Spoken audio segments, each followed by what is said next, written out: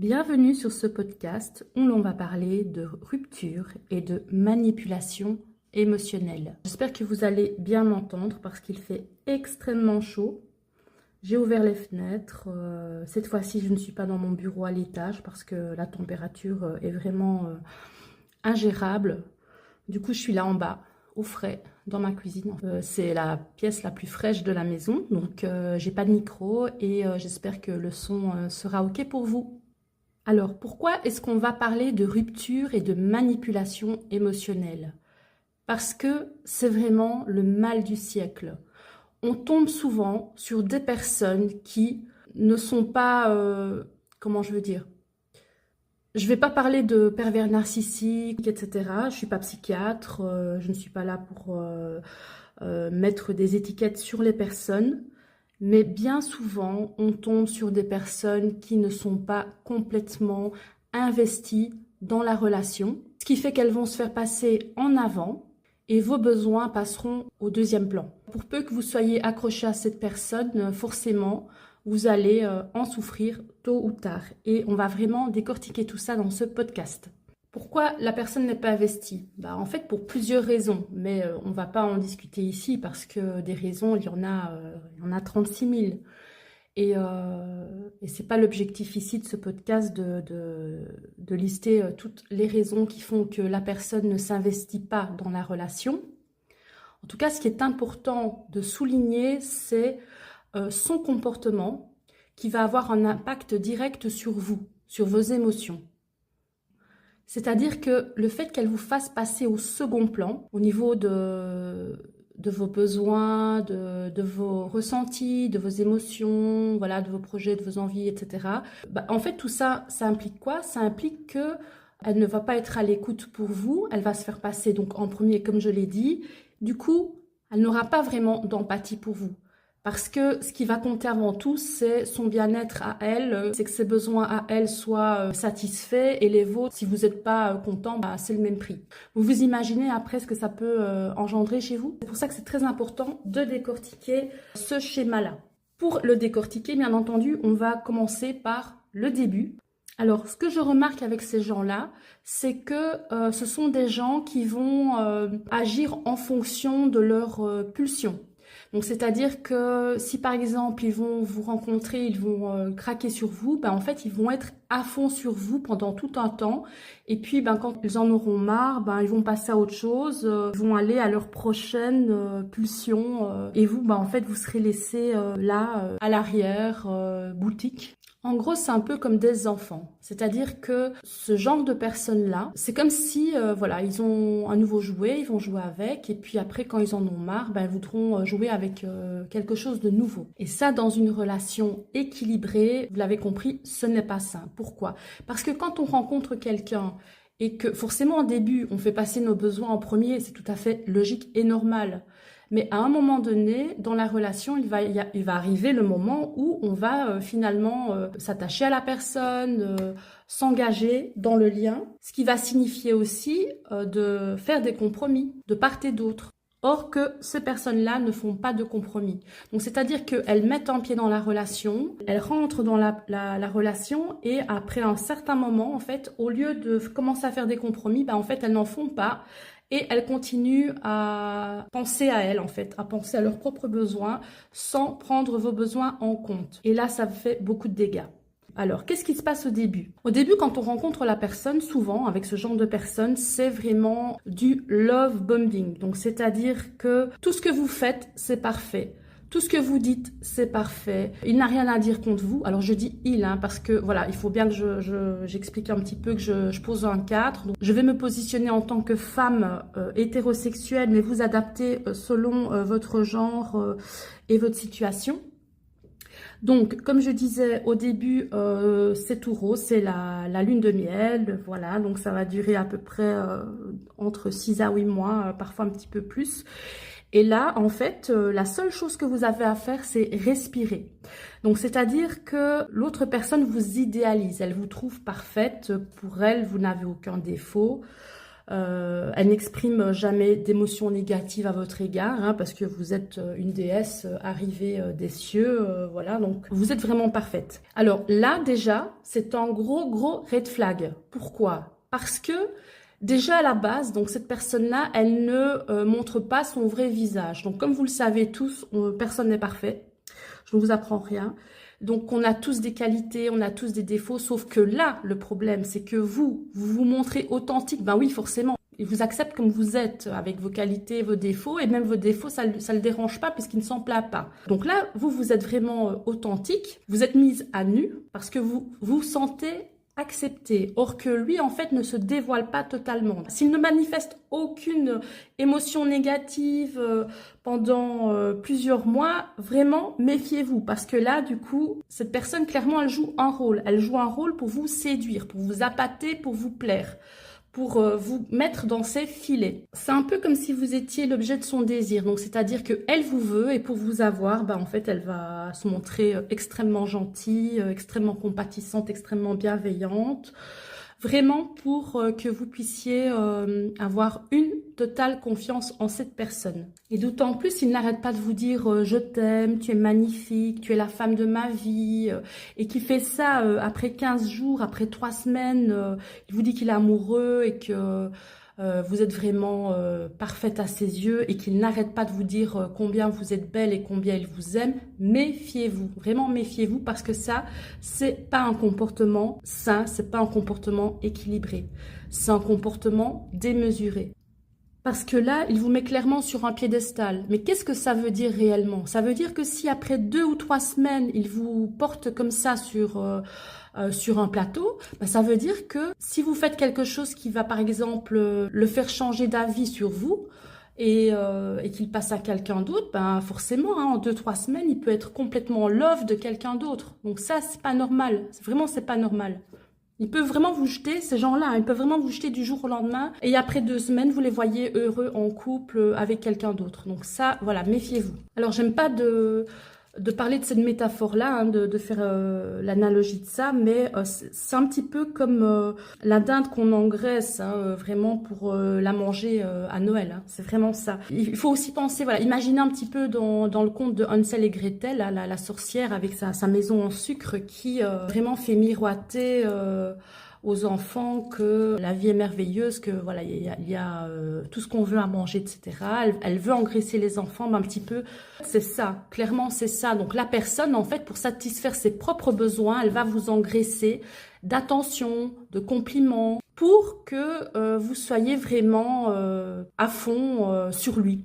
Il y a aussi un autre critère à prendre en compte aussi hein, durant la lune de miel, c'est de voir si il vous raconte que dans son passé, il y a des personnes avec qui il est en froid, avec qui il a coupé les ponts, dans le sens où il vous raconte que certaines personnes ne lui parlent plus. Alors ça c'est vraiment un truc à prendre en compte parce que bien souvent, il y a une raison derrière. Il y a une raison derrière pourquoi un de ses parents ne lui adresse plus la parole ou un de ses enfants ne lui adresse plus la parole. Parce que forcément, il a dû se passer quelque chose et on ne fait pas d'omelette sans casser des œufs. Alors ça, voilà, c'est un red flag à prendre en compte aussi. Alors vous, évidemment, dans la phase de lune de miel, vous êtes un petit peu endormi parce qu'il y a tellement de bons moments qu'on ne fait pas attention aux petites choses qui vous semblent bizarres. Et c'est normal. Parce qu'on a vraiment envie de profiter de ça à fond. Ensuite arrive le changement. Et là, on entre dans la deuxième phase. Et qu'est-ce qui se passe dans la deuxième phase? Eh bien, il va se passer un changement auquel vous n'allez pas vous attendre. En fait, tout simplement, la personne, elle va changer de comportement. Imaginez que vous êtes assis devant une scène, devant une pièce de théâtre. Vous êtes le spectateur, vous êtes l'unique spectateur dans cette salle. Et sur la scène, vous avez donc cette personne qui vous fait son show. Elle va pas vous dire ce qui se passe derrière les coulisses. Donc vous, en fait, vous voyez simplement son changement de comportement. Mais derrière, qu'est-ce qui se passe en fait? Cette personne, en fait, elle a déjà commencé à saturer. Quand je dis saturer, c'est quoi? En fait, tout simplement, toutes les émotions négatives qu'elle avait envie d'exprimer durant cette phase de miel et qu'elle n'a pas pu exprimer parce que forcément, elle jouait un rôle pour vous avoir complètement à elle, ben, en fait, tout ça, ça s'est accumulé. Ça a créé une frustration. Et là, maintenant, il faut que ça sorte. Mais vous ne le voyez pas puisque vous êtes sur le siège du spectateur, voilà, devant cette scène. Alors, comment ça va se passer, ce changement de comportement? Ben, tout simplement, cette personne, elle va attendre le moment idéal pour faire éclater une dispute. Alors, bien souvent, cette dispute, c'est vraiment une dispute pour vous qui a l'air complètement disproportionnée parce que en général, quand vous avez un certain mode de fonctionnement, bah, ça ne dérange pas la personne. Et là, vous allez faire exactement la même chose que vous faites d'habitude. Et bam, ça la dérange. Aujourd'hui, ça la dérange. Avant, ça ne la dérangeait pas. Avec ces personnes, il faut savoir qu'ils ne seront jamais honnêtes envers vous. C'est-à-dire qu'ils ne vont jamais vraiment vous dire la vérité nue, totale, complète. Ils vont vous donner que des morceaux de vérité. Et le reste, ce sera complété par des mensonges parce que ce sont des personnes qui veulent vraiment garder le contrôle.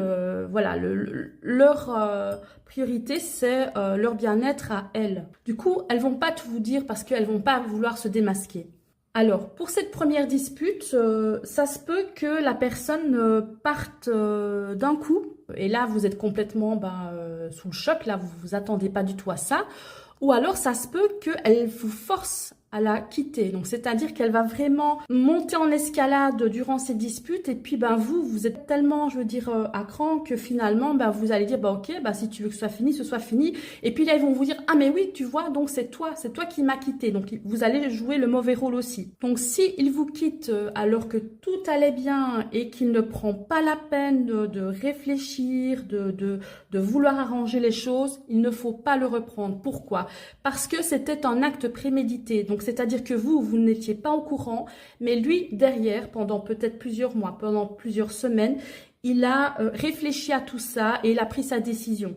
Donc, c'est vraiment un choix réfléchi de la personne quand il vous quitte du jour au lendemain et qu'il ne veut pas discuter du fait de trouver une solution ensemble. Et de ce fait, il vous montre également son manque d'honnêteté parce qu'un couple sain, un couple équilibré, doit pouvoir se disputer et se réconcilier, s'excuser, se remettre en question et se pardonner mutuellement. Donc s'il part à la première dispute, c'est que sincèrement, il vous aime pas suffisamment pour être en couple avec vous. Et si jamais il vous quitte aussi à chaque fois qu'il y a une dispute, ça veut dire aussi qu'il ne sait pas se remettre en question et qu'il se fout complètement de savoir que ça vous blesse.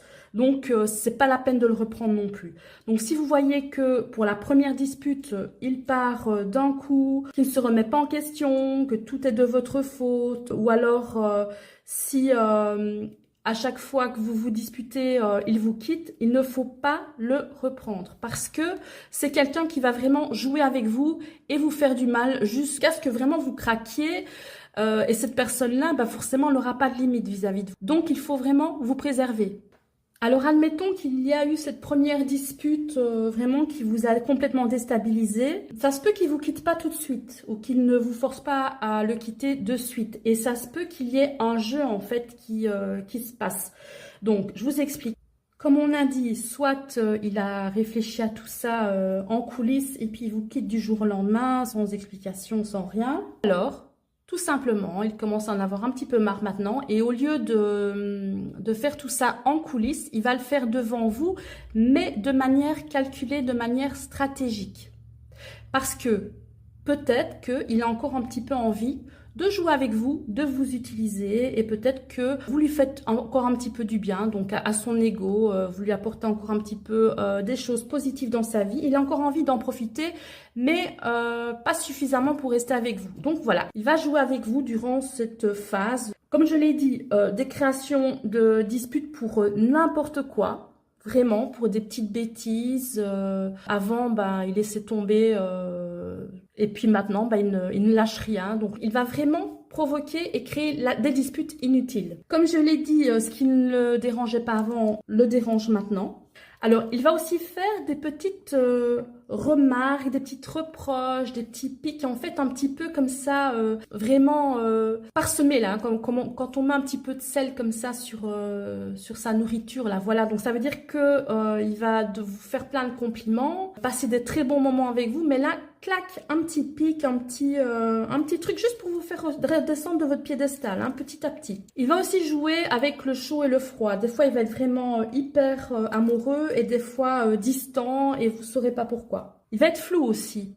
Il va commencer à dire qu'il ne sait pas trop ce qu'il veut, qu'il se sent perdu, voilà. Donc, il va commencer à apporter un manque de clarté dans le lien. Et puis, il va commencer aussi à parler de lui au singulier. Donc, c'est-à-dire que petit à petit, il ne va pas vous inclure dans ses projets.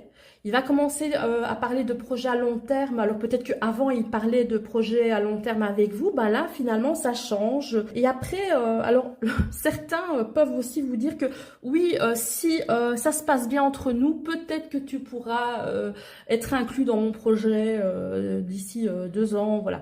Donc, imaginez comment la personne se sent vraiment supérieure à vous, quoi. Donc là, c'est risible, mais vous, en fait, vous êtes complètement dans le flou et vous doutez de vous à la fin, parce qu'il va vraiment vous faire douter de vous. Alors, quand il y a des disputes, il rejette systématiquement la faute sur vous, donc il ne s'excuse pas, il ne se remet pas en question. Et alors aussi, important, souvent, il va refuser de discuter ou alors il va discuter pour finalement tourner en rond. Il n'y aura jamais vraiment de solutions qui seront trouvées au problème. Il ne va jamais vouloir vous laisser creuser le fond du problème et accepter, voilà, de se remettre en question, de trouver des solutions. Et puis bien sûr, souvent, la majorité du temps, il va vous dire que c'est à cause de vous, que c'est à cause de votre caractère, il va vous trouver plein de défauts. Donc avant, il vous trouvait plein de qualités, maintenant, il vous trouve plein de défauts. Et le problème là-dedans, c'est quoi? C'est que bien souvent, c'est vous qui lui avez donné les clés, en fait, pour se servir de vous. Pourquoi? Parce que quand vous rencontrez la personne, bien souvent, vous allez lui parler de votre vie, vous allez aussi parler de vos ex. Et souvent, on dit, bah oui, avec mon ex, il m'a quitté parce qu'il disait que j'avais pas un bon caractère, etc. Et ben en fait, finalement, c'est un motif que vous donnez, hein, une excuse en fait que vous donnez à cette personne pour se cacher, pour masquer ses véritables motivations. Donc bien souvent, elle va vous dire que c'est à cause de vous, mais c'est vraiment une stratégie classique, hein. Donc vraiment, il faut vraiment vous déculpabiliser par rapport à ça parce que il faut bien que cette personne-là trouve des excuses pour cacher vraiment ce qu'elle fait. Il va vous dire aussi qu'il a besoin de temps pour lui, pour se retrouver, mais ça vraiment, je vous dis, quand vous voyez qu'il fait ça, c'est vraiment du bluff, quoi. La plupart du temps, c'est du bluff. Alors, si jamais vous vous êtes disputé et que, par exemple, vous étiez affichés ensemble sur les réseaux et que, par exemple, il avait retiré la relation, hein, vous n'êtes plus en couple sur Facebook, il avait bougé les photos. Et si vous vous remettez ensemble, etc., hein, si par exemple après une dispute, ça va, bah, lui, en fait, il va laisser ses réseaux en tant que célibataire. Donc, il va plus vous inclure dedans. Il va plus vous mettre en fond d'écran sur son téléphone comme il faisait avant. Il va plus avoir toutes ces petites attentions, hein. Vous voyez, par exemple, quand on a les messages, les conversations, etc., où on peut personnaliser la conversation, on met des petits cœurs, etc. Ben là, c'est fini. Vous avez plus ce traitement de faveur, en fait. Là, il vous fait graduellement descendre de votre piédestal. Et il vous montre par ses actions. Et c'est très, comment je veux dire, c'est très pervers comme fonctionnement parce que vous allez avoir l'impression que vous ne méritez plus tous ces traitements de faveur. Bien évidemment, c'est inconscient, mais voilà, ça fait du mal. Il va aussi commencer à mentionner d'autres femmes, que ce soit dans son cercle amical, dans son cercle professionnel, dans ses réseaux, etc., de manière complètement anodine, hein. Et il va y avoir comme ça une sorte de comparaison avec vous. Il va aussi parler de ses ex, donc voilà, il va mentionner d'autres femmes. Donc ça, il faut vous méfier aussi.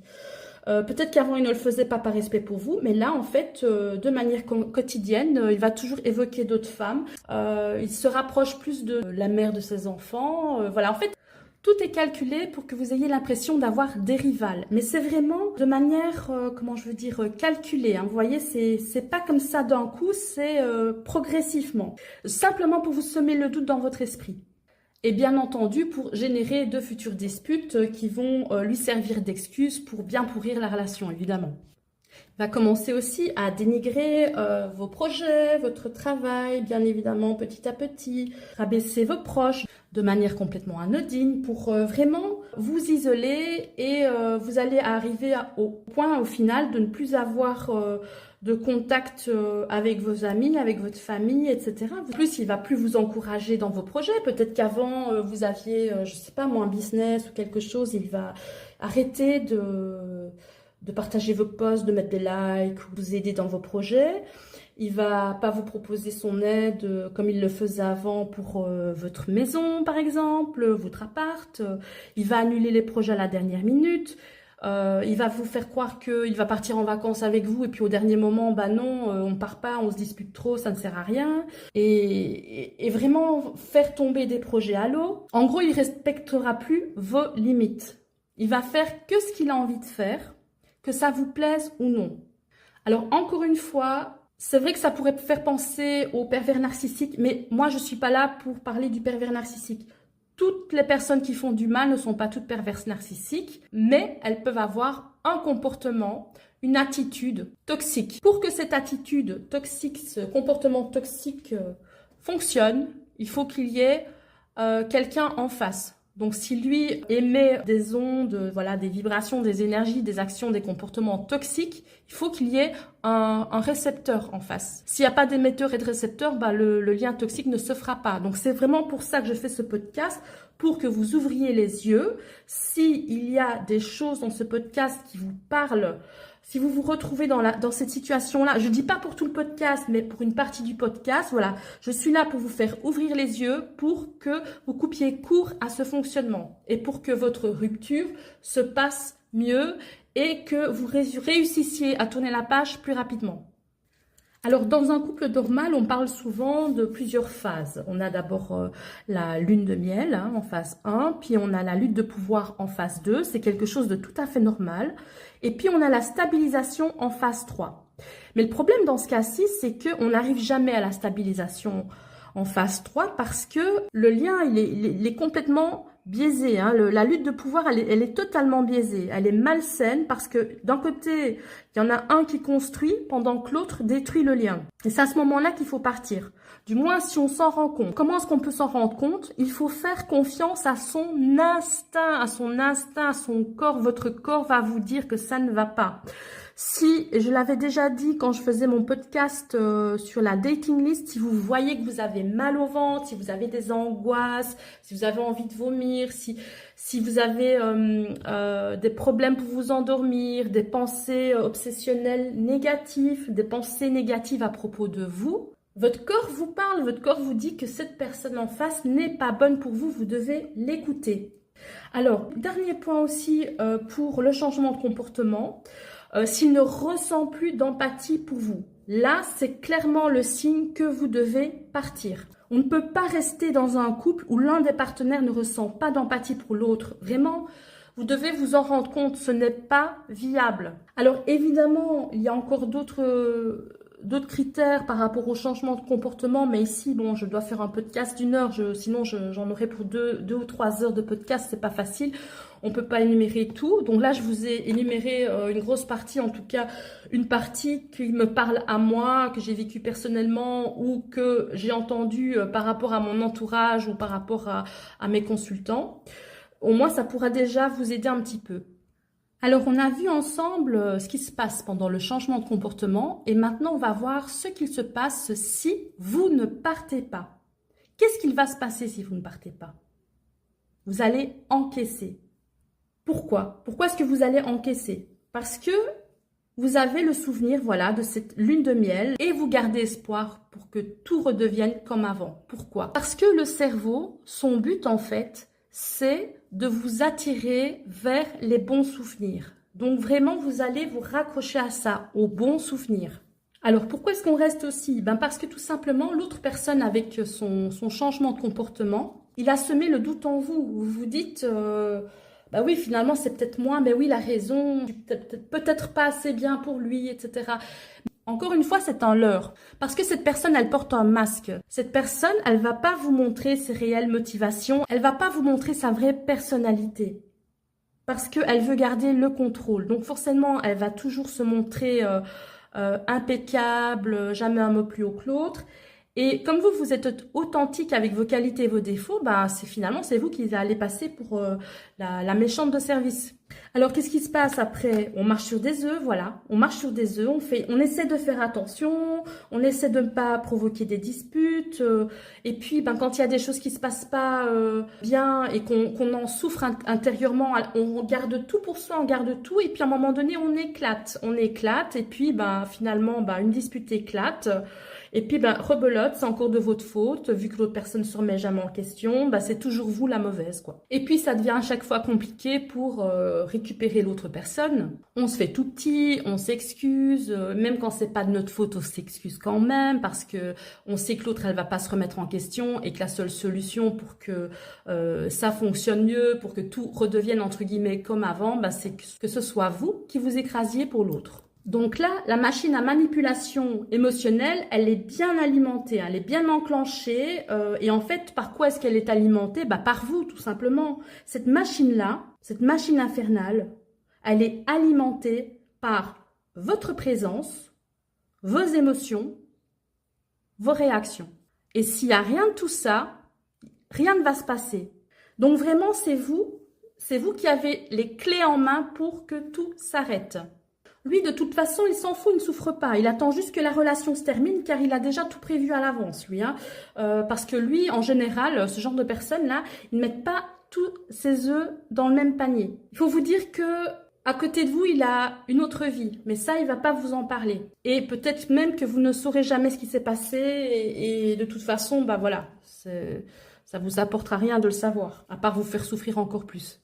Lui, en fait, ça va pas le déranger que vous soyez mal parce que pendant que vous êtes seul dans votre canapé, et là, on va parler d'une situation, d'une relation de deux personnes qui vivent pas sous le même toit. Donc, si vous êtes là pendant 3 jours en train de pleurer dans votre lit, mais lui, il vous voit pas, mais il s'en fout. Lui, il vit sa vie, il va vivre sa meilleure vie, il va peut-être voilà, rencontrer d'autres nanas, il va aller boire des verres, il va aller parler sur le net, etc. Tranquille, pendant que vous êtes là en train de souffrir dans votre lit, quoi. Donc lui, il s'en fout que la situation, elle continue comme ça pendant encore un bon moment, tant que ça ne le dérange pas à lui, c'est le principal. Donc en gros, ces gens-là, quand ils se détachent de vous, bah souvent c'est pour se rapprocher de quelqu'un d'autre. Et quand ils voient qu'avec l'autre personne, la nouvelle personne, ça commence à prendre forme, hein, ça commence vraiment à prendre, la mayonnaise prend, bah c'est à ce moment-là que ben vous, il va vous jeter. Donc c'est-à-dire qu'il va attendre la prochaine dispute vraiment pour vous quitter. Ou alors, il va vraiment forcer les choses pour que vous en ayez tellement marre que ce soit vous qui le quittiez. Comme ça, bingo, hein, voilà, il s'en sort vraiment tranquille. Hein, c'est pas lui, hein, c'est pas lui le fautif, c'est pas lui qui vous a quitté, c'est vous. Mais en même temps, il va pas raconter qu'il vous a traité comme un détritus pour en arriver là. Alors souvent, il va vous faire croire qu'il vous a quitté, mais en fait, non, c'est pas vrai, c'était une dispute, il revient, hein, allez, il revient après 3 jours, donc ça peut arriver aussi. Mais là, vraiment, vous devenez complètement folle, vraiment. Vous comprenez pas pourquoi il détruit la relation. Alors, certains aussi, certaines femmes, par exemple, elles vont aller voir un psychologue, elles vont essayer de suivre une thérapie pour se remettre en question, etc., en pensant que le problème vient d'elles, mais pas du tout. C'est simplement l'autre qui a envie d'autre chose. Mais comme il a un pied dedans, un pied dehors, ben en fait, il va essayer de profiter de vous et de la nouvelle relation. Donc, en même temps, ben c'est vous qui allez payer les pots cassés. Et pour démasquer ça, hein, si vous voyez que quand vous le confrontez, il s'énerve et il vous accuse directement et il est tout de suite sur la défensive, là, c'est vraiment un red flag. C'est vraiment bien la preuve qu'il y a quelque chose qui n'est pas normal. Il vous le dit, en fait. Il vous le montre dans ses actes que le problème vient de lui. Et le problème vient de vous aussi tant que vous alimentez ce lien, évidemment. Mais bon, je sais que ce n'est pas facile quand on est sous l'emprise, quand on est une victime, voilà, de cette manipulation émotionnelle. C'est pas toujours facile de se rendre compte. Et puis aussi, c'est pas toujours facile de quitter la relation quand on est vraiment à fond dedans. Et quand ça continue comme ça, vous allez vraiment avoir l'impression de vous éteindre, hein, que votre lumière, petit à petit, elle s'éteint, que tous vos espoirs par rapport à vos beaux jours, vos espoirs par rapport à ce que la relation redevienne comme avant, en fait, petit à petit, elle va vraiment se restreindre, se restreindre, se restreindre. Vous allez commencer à vous rendre compte que ce ne sera plus comme avant. Mais ça prend beaucoup de temps. Alors, vous devez vraiment garder à l'esprit que s'il n'y a plus de réciprocité, ni de respect, ni d'envie d'un des deux partenaires, il n'y a plus aucune raison de continuer. Alors, qu'est-ce qui se passe quand vous restez dans cette situation complètement pourrie, complètement toxique? C'est un peu comme l'abcès. Un abcès qui prend de l'infection, qui grossit, ça finit par crever. L'abcès, tôt ou tard, crève, que ce soit vous, que ce soit l'autre, ça finit par s'ouvrir. Donc, arrive la rupture. La première vraie rupture, qui arrive souvent de manière brutale, de manière soudaine pour vous, parce que vous étiez toujours dans l'espoir que votre relation, elle s'arrange, vous aviez toujours cet espoir, et finalement, vous étiez un petit peu dans l'illusion. La réalité vous rattrape avec cette rupture. Alors, souvent, l'autre personne va pas vous raconter que ça fait des semaines ou des mois qu'elle en a marre et qu'elle a envie de passer à autre chose. Donc, quand elle va vous l'annoncer, pour vous, ça va être comme un coup de massue. Vous n'allez pas comprendre que c'était un acte prémédité de la part de l'autre. Et lui, en fait, il a juste attendu le moment propice, la bonne excuse pour rompre une bonne fois pour toutes. Et là, il vous laisse aucune marge de manœuvre. Il n'accepte pas de solutionner le problème, vous êtes la mauvaise, il est trop bien pour vous, etc., etc. Souvent, il va vous bloquer, vraiment pour faire une coupure nette. Et ça, c'est encore une fois de la manipulation. C'est vraiment pour vous empêcher d'essayer de négocier, de discuter, de trouver une solution. Il se dit que comme ça, il va couper court. Souvent, il coupe pendant, allez, 2 semaines, 1 à 2 semaines, il va vous bloquer. Et après, il va vous redébloquer. Donc, en gros, il va disparaître pendant un gros moment, pendant que vous allez bien crever avec votre souffrance physique, de dépendance affective, de tout, vous ne passez à rien. Vous ne savez plus ce qu'il fait, vous ne savez plus où il est. Et pire, vous ne savez pas avec qui il est. Donc, imaginez la souffrance. Mais pensez-vous que lui s'en inquiète? Non. Lui, il est déjà en train de vivre sa meilleure vie ailleurs. Il est libéré, tranquille. Pour le moment, il a la paix. Même s'il sait que vous souffrez, lui, c'est pas son problème. Ça fait mal, ce que je vous dis. Mais c'est la vérité, voilà. Et c'est en ouvrant les yeux qu'on s'en rend compte et qu'on peut se détacher de ces manipulateurs émotionnels. Donc là, vous allez être carrément en détresse émotionnelle, en souffrance. Et comme je l'ai dit, il va vous débloquer. C'est un petit peu comme, vous voyez, comme quand au Moyen-Âge, on mettait les personnes dans les cachots.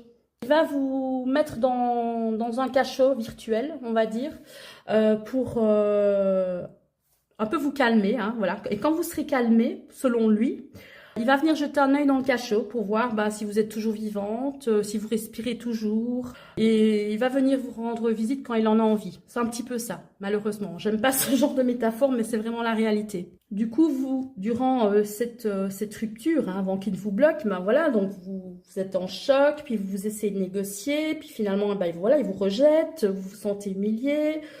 Et vous perdez complètement estime de vous. Et puis, vous êtes en mode sevrage pendant cette phase de disparition de l'autre. Et vous êtes complètement impacté à tout niveau, aussi professionnel. Donc, que ce soit privé ou professionnel, vous êtes complètement impacté. Donc, vous vous imaginez les conséquences dévastatrices d'une personne qui ne vous aime pas suffisamment pour s'engager avec vous. Donc, comme je l'ai dit, parfois, il n'y a pas besoin d'être pervers narcissique. Même une personne toute simple, une personne égoïste qui ne pense qu'à elle, elle va vous faire ce genre de mal. Elle va vous faire traverser cette douleur. Alors, qu'est-ce qui va se passer durant cette phase de sevrage? Étant donné que vous aviez tout, selon vous, vous aviez tout, mais c'était vraiment une illusion parce que vous aviez peut-être mis des lunettes roses sur une situation qui se passait pas bien, en fait, qui n'était pas saine et qui n'était pas équilibrée. Donc, qu'est-ce qui va se passer pour vous? Vous commencez à prendre conscience de la rupture. Vous vous rendez compte que c'est bien terminé.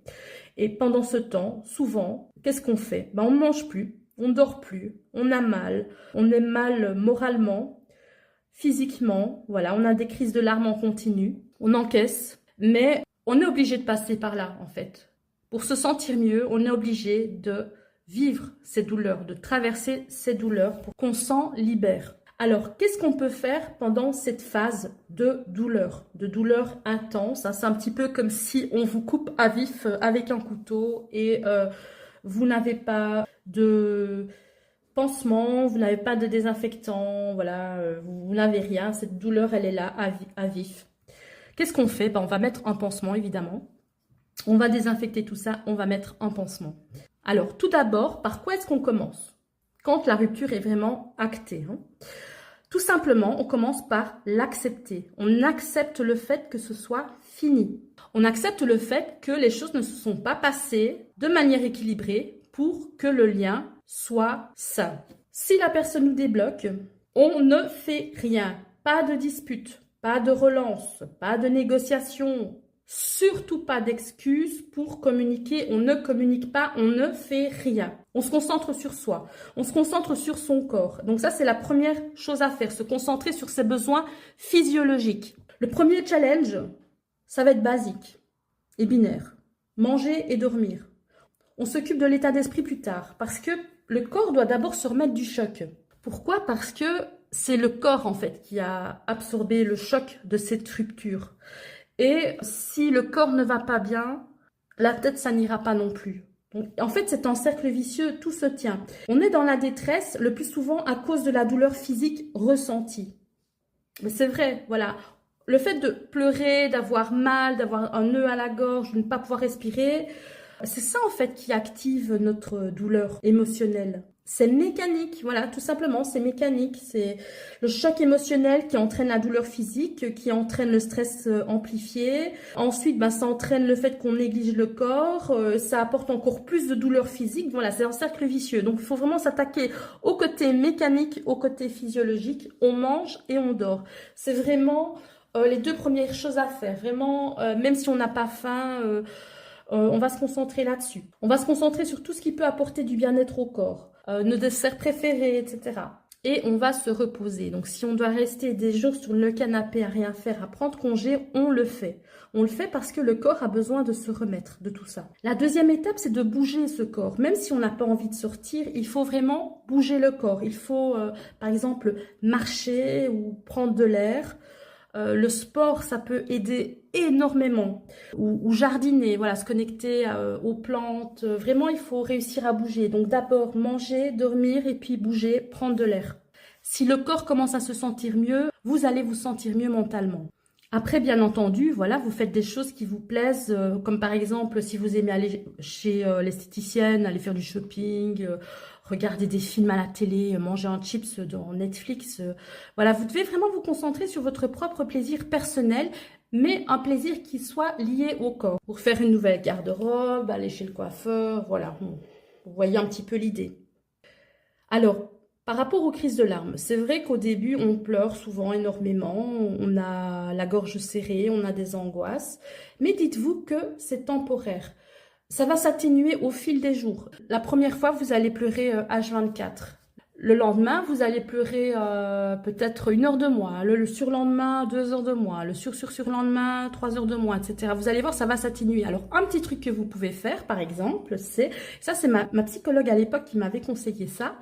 Et ça a fonctionné pour moi, c'est de vous acheter des stickers. Donc, c'est-à-dire, vous prenez un calendrier avec des cases que vous accrochez au mur et vous mettez en fait les petits stickers par rapport à votre humeur du jour dans le calendrier. Donc, c'est-à-dire que, par exemple, aujourd'hui, toute la journée, j'étais triste. Le soir, avant de me coucher, je vais mettre un petit nuage de pluie sur le calendrier, etc. Et puis après, si je me sens mieux, je vais peut-être recoller un petit soleil le jour d'après. Voilà, donc vous voyez un petit peu aussi la technique. Ça peut aussi vous aider. Ce qui peut aussi vous aider, et ça j'ai fait un blog sur mon site internet, c'est le carnet d'écriture. Donc, c'est-à-dire que vous pouvez écrire tout ce qui vous passe par la tête, toutes vos pensées obsessionnelles qui tournent en boucle dans votre tête, vous les mettez sur papier, vous les écrivez. Tout le mal que la personne vous a fait, toutes les choses méchantes qu'elle vous a dit, toutes les trahisons qu'elle vous a faites, vous notez tout sur le papier. Donc, c'est-à-dire que ça va vous aider vraiment à sortir de votre tête toutes ces pensées vraiment qui vous grignotent de l'intérieur. Vous les posez sur un papier. Vous achetez un carnet qui vous plaît Et vous prenez un bic qui vous plaît et à chaque fois que vous ressentez une pensée comme ça qui vient vous envahir de manière négative, vous prenez votre bic, vous prenez votre carnet et vous écrivez. Alors, comme je vous l'ai dit tout à l'heure, c'est très important d'accueillir la douleur parce que vous êtes dans une phase de transition. Donc, c'est-à-dire que, un petit peu comme l'arcane sans nom dans le tarot, hein, la carte de la mort, en fait, c'est une mort, oui, c'est une perte, la perte de quelqu'un, la fin d'une situation, la fin d'une relation, mais en même temps, c'est un changement, c'est une période de transition et le corps a vraiment besoin de temps pour switcher d'un mode à un autre. Donc, il faut le temps que votre corps, voilà, fasse un petit reset, un petit peu comme quand vous redémarrez votre ordinateur, tout simplement. Là, s'il vous faut quelques jours à ne rien faire, à pleurer, à rester couché, à regarder dans le vide, à réfléchir, il faut le faire. C'est vraiment crucial. Alors, attention aussi à la chute de dopamine. Souvent, quand on avait une relation, bon, même si la relation n'était pas au top, peut-être que vous aviez des rapports sexuels réguliers et que vous étiez habitué à ça. Donc, attention, après la rupture, parfois, on a tendance à vouloir aller chercher du réconfort ailleurs et vraiment c'est quelque chose que je vous déconseille de faire parce que vous êtes encore fragile. Mieux vaut sincèrement un canard dans sa baignoire que un dans son lit. Tout ce qui concerne le plaisir du corps, vraiment il faut y aller même si c'est des petits canards. Alors on va aussi parler un petit peu de l'entourage. Et ça, il faut vraiment être extrêmement prudent par rapport à ça quand vous parlez de votre situation à votre entourage.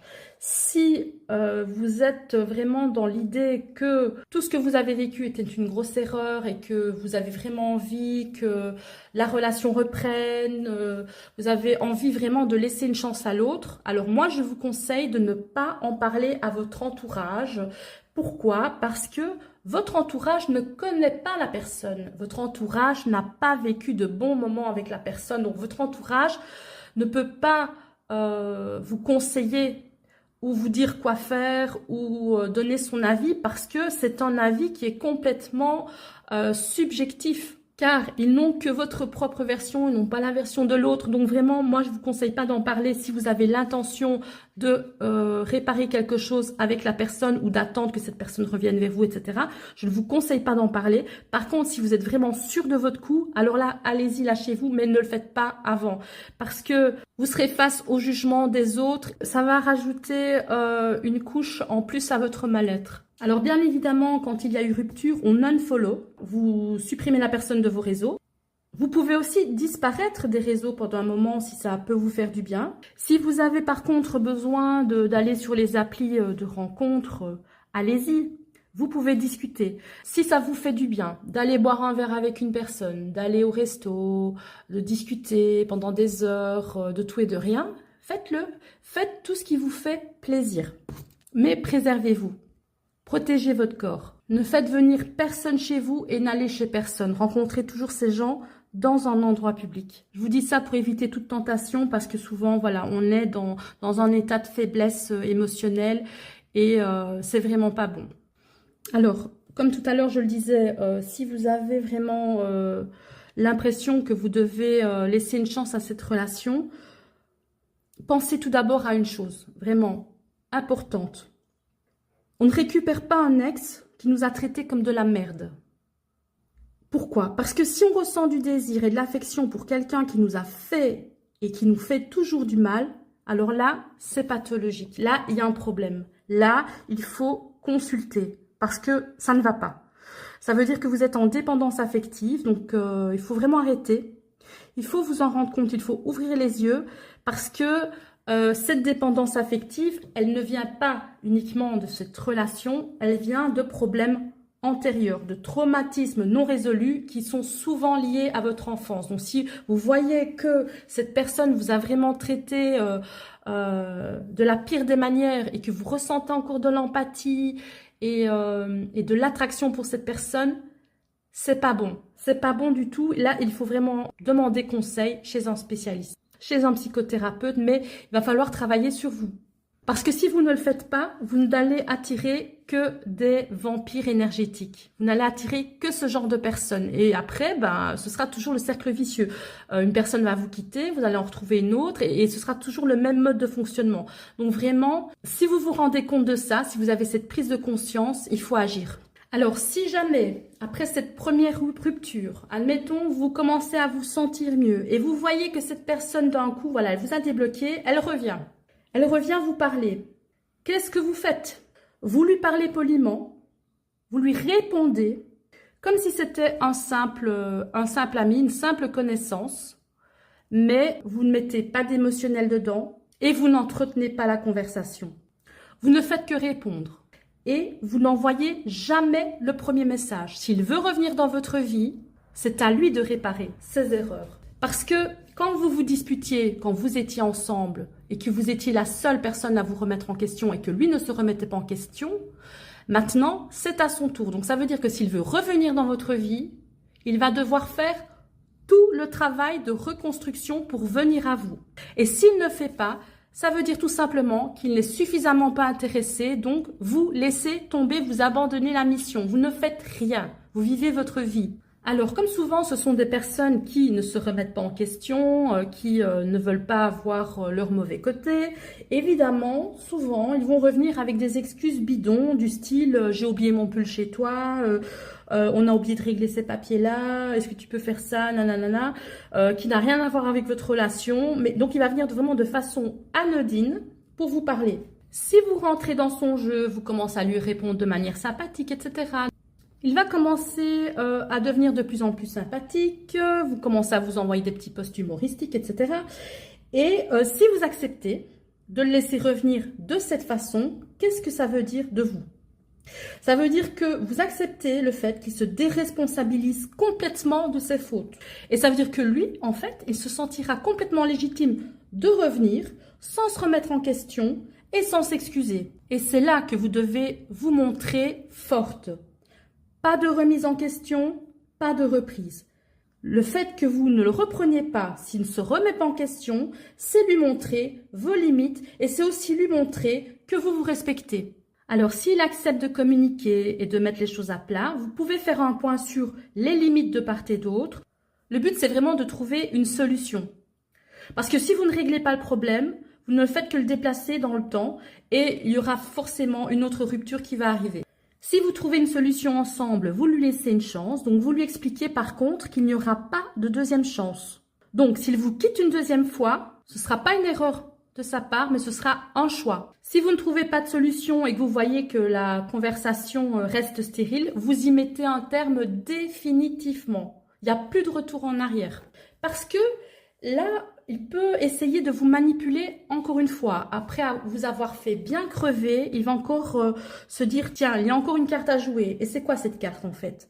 C'est simplement compter sur le fait que vous êtes toujours accro à lui pour profiter de vous sexuellement. En expliquant qu'il veut rien de sérieux pour le moment, ou alors tout simplement il va vous faire miroiter une éventuelle reprise de couple si vous passez d'abord par la case plan C. Un peu comme l'âne et la carotte, hein. Donc c'est-à-dire qu'il va voilà, vous mettre l'espoir de la reprise de la relation couple devant le nez. Donc si tu fais ça pour moi, peut-être que tu auras ça. Donc ça, c'est un chantage affectif. Et vous, si vous êtes toujours dans l'emprise, vous allez penser aussi, peut-être, pouvoir le récupérer en lui offrant du sexe. Mais ça, c'est vraiment la pire des choses à faire. C'est vraiment un leurre. Parce que si vous lui offrez ça, ça veut dire que vous lui donnez ce qu'il veut et lui ne vous donne pas ce que vous voulez. Donc, c'est-à-dire que vous voulez une relation saine et équilibrée et lui, en fait, ne va pas vous la donner. Il va simplement profiter de vos relations sexuelles. Donc, du coup, ça ne sert à rien de vous investir sexuellement parce que ça va vous abîmer. Et il n'y aura jamais plus rien derrière parce que lui ne va faire que vous utiliser. Il va juste faire que vous pompez votre énergie. Et quand il n'y aura plus rien à pomper, parce que vous serez épuisé d'attendre, d'espérer pour rien, de ne rien voir venir, que vous serez au plus bas, en fait, tout simplement, il va partir. Il va prendre quelqu'un d'autre qui ne sera pas aussi abîmé que vous, émotionnellement. Alors, une chose importante aussi, c'est l'argent, c'est le rapport à l'argent. que vous avez dans votre lien, dans votre relation. Il ne faut jamais, jamais, jamais donner d'argent à un homme parce que l'argent, c'est comme le sexe.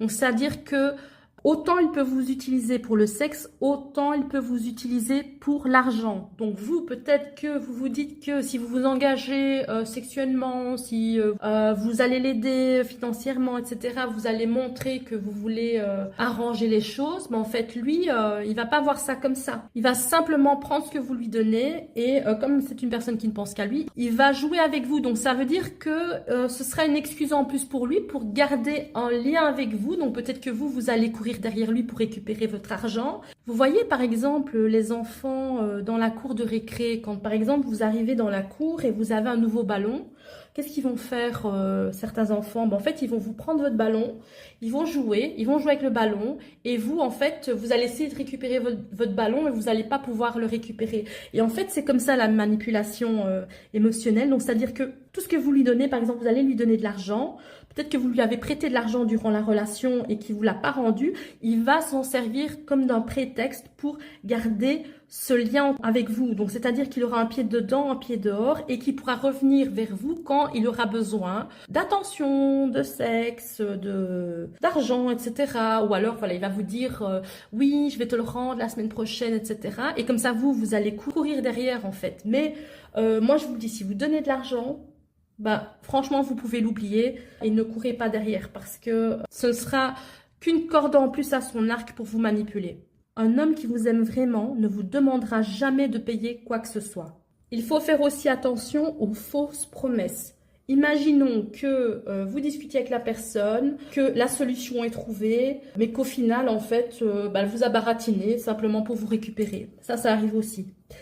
Et qu'est-ce qui se passe dans ces cas-là? La lune de miel, elle reprend. Tant qu'il n'y a pas de dispute, tout va bien. Et puis, prochaine dispute, paf, on arrive à la deuxième rupture. On revit toute la détresse émotionnelle et la douleur à nouveau.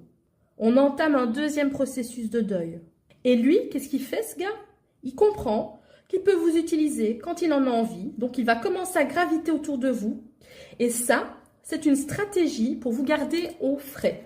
Donc, c'est-à-dire qu'il va garder le lien avec vous. Pourquoi? Pour les jours de famine, quand il n'y aura personne à se mettre sous la dent, vous êtes là, sur le côté. Il va penser en fait qu'il peut revenir quand il veut.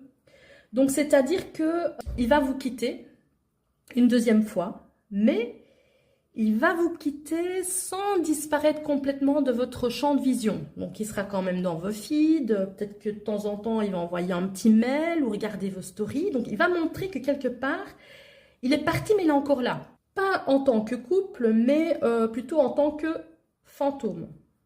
Alors, vous devez vous rendre compte que ces gens-là, ils pensent que vous allez vous laisser marcher dessus éternellement et qu'ils vont pouvoir aller et venir. C'est ça, en fait, qu'ils vous montrent. Alors, si vous voyez qu'ils continuent à vouloir graviter autour de vous pour éventuellement vous revoir, vous n'acceptez pas. Il ne faut jamais accepter de deuxième retour. Parce que ce sera un cercle vicieux sans fin. Quand on est acquis, on est manipulé. Et pour ne plus être manipulé, il faut tout couper. Voilà, il faut couper. Comme on coupe l'électricité, on coupe l'énergie. Et vous n'avez pas le choix, en fait. Donc, vous devez vraiment agir. Et comment on fait pour agir? En fait, on ne réagit plus. On ne réagit plus, on ne répond plus. On fait la morte, voilà. On l'ignore complètement, comme s'il n'avait jamais existé. On retire tous les amis en commun, on se désabonne de ses comptes, voilà, on le supprime vraiment de tous nos comptes, on archive toutes les photos et les messages, on relit pas les messages, vous retirez son numéro de téléphone, et s'il essaye de garder contact pour graviter autour de vous, comme le fait encore une fois d'utiliser des excuses bidons pour des papiers, des objets, etc., vous ne réagissez pas, vous le bloquez. Ce sera ça votre force en fait, de ne pas réagir, de ne pas répondre.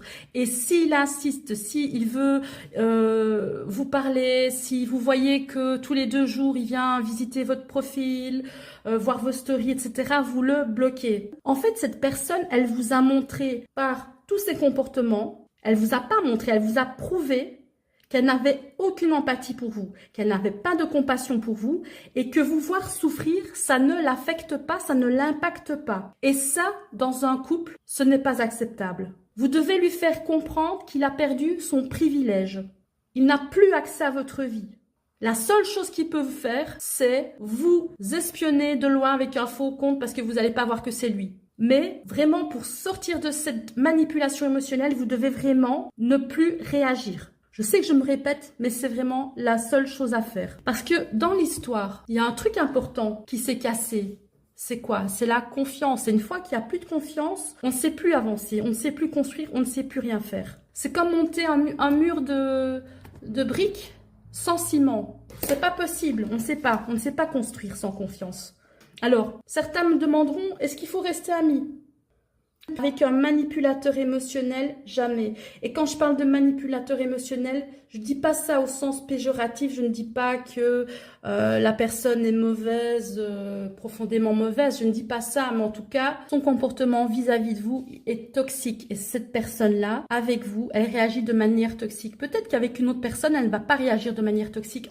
En fait, c'est l'interaction de deux personnes ensemble qui font que le lien est toxique ou pas toxique. Donc, avec ce genre de personne-là, si vous avez fait du mal, si vous avez manipulé, si vous avez fait souffrir, vous ne restez pas amis avec ces gens-là. Ils ne méritent pas d'avoir ne serait-ce qu'un ongle de pied dans votre vie. Un dernier petit conseil, faites attention aux applications de rencontres. Parce que forcément, après la rupture, vous allez retourner sur les applis pour beaucoup de personnes. Faites attention parce que c'est dans les applis qu'on a un concentré de manipulateurs, de personnes égoïstes, de personnes immatures, de personnes égocentriques. C'est un concentré. Je ne dis pas que tous les hommes sur les applis sont des pervers, je ne dis pas ça. Il y a beaucoup de personnes, de mecs bien sur les applis, mais il faut quand même bien se l'avouer que la majorité, moi je dirais même jusqu'aux 3/4 des hommes sur les applis sont soit immatures émotionnellement, soit n'ont pas fait un travail sur leur trauma passé, soit sont dans la manipulation narcissique, dans l'égoïsme. Donc voilà, il faut pas se le cacher. Donc prudence et n'oubliez pas que pour les manipulateurs narcissiques aussi, les applications de rencontres, pour eux, c'est un plateau de jeu. Alors, pour terminer ce podcast, n'oubliez pas que la façon dont vous vous sentez est plus importante que l'amour que vous portez à quelqu'un. N'oubliez jamais ça. Voilà, moi j'ai fini ce podcast. J'espère sincèrement qu'il va vous aider à ouvrir les yeux sur votre situation. Si vous vous reconnaissez bien évidemment sur ce cas de figure, je vous dis à très bientôt. N'hésitez pas à vous abonner à la chaîne pour la voir grandir et à me contacter si vous souhaitez une consultation privée avec moi. Alors je vous dis à très bientôt, passez une excellente journée, bisous tout le monde.